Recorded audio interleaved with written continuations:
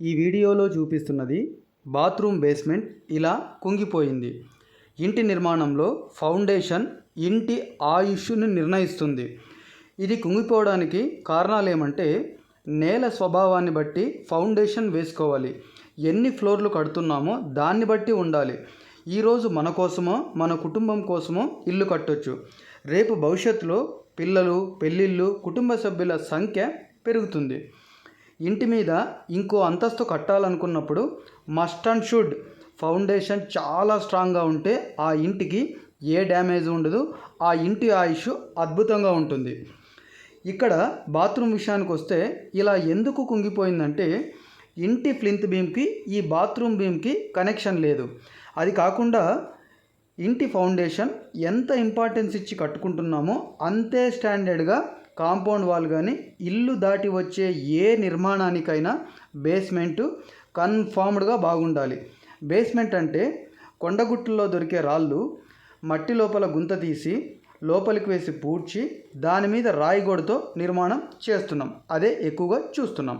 ఇది కరెక్టే, కానీ అన్ని నేలలకు ఇది సూటబుల్ కాదు. ఎర్ర నేలలకు, సున్నపురాయి నేలలకు వెరీ సింపుల్ సార్. ఇంకా చెప్పాలంటే ఎంత వర్షం వచ్చినా ఆ మరుసటి రోజు మనం నడవడానికి, పని చేసుకోవడానికి వీలుగా ఉంటే ఆ సాయిల్లో ఈ విధానం, ఈ రాయి గోడ సరైనదే. అలా కాకుండా ఇసుక నేలలు, బంకమట్టి నేలలు, వరి మాగాణుల్లో అలాంటి నేలల్లో ఇంటి నిర్మాణం చేపట్టాలనుకున్నప్పుడు ఇంకా చెప్పాలంటే ఒక్కసారి వర్షం వస్తే కొన్ని రోజుల పాటు ఆ నేలలంతా బురదమయంగా నడవడానికి, ఏ పని చేయడానికి వీలు కాకుండా ఉంటుంది. ఇంకా చెప్పాలంటే ఇసుక నేలలైతే ఎన్ని నీళ్లు పోసినా లోపలికి వెళ్తూనే ఉంటాయి. ఇట్లాంటి నేలల్లో ఈ రాయి గోడ కాకుండా పిల్లర్స్ వేస్తాం. అదే సమయంలో ప్రతి పిల్లర్కి ప్లింత్ బీమ్ కనెక్షన్ వేసుకుంటూ అదే మాదిరిగా ఇంటి బయట వచ్చే ఏ నిర్మాణానికైనా అంటే బాత్రూమా, కాంపౌండ్ వాలా, స్టేర్ కేసా ఇలా ప్రతి దానికి సైకిల్ చైన్ లాగా, బైక్ చైన్ లాగా ప్రతి దానికి కనెక్షన్ ఒకదానితో మరొక దానికి కనెక్షన్ ఉండి తీరాలి.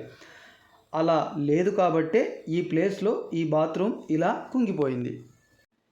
ఏదైనా సరే ఇంటి లోపల రిపేర్ వస్తే అది సర్దుబాటు చేసి సొల్యూషన్ చేయొచ్చు. కానీ మన దేశంలో చేసే నిర్మాణం విధానం ప్రకారం ఫౌండేషన్కి రిపేర్ వస్తే రీప్లేసే చేస్తున్నారు చాలా చోట్ల.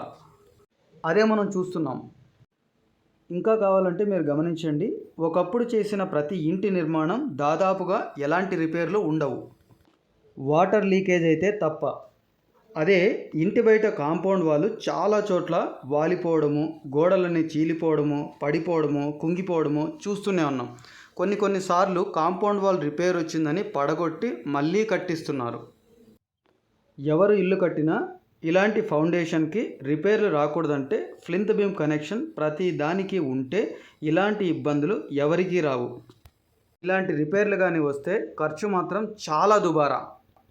ఇంటి లోపలైతే మనం ప్రతిరోజు చూడడానికి ఎంతో ఆకర్షణీయంగా చేసుకుంటున్నాం. అదే మాదిరిగా ఫౌండేషన్ కూడా చాలా జాగ్రత్తగా, పర్ఫెక్ట్ ప్లానింగ్గా రేపటి తరం గురించి కూడా ఆలోచించి వేసుకోండి. ఇలాంటి రిపేర్లు ఎవరికీ రావు.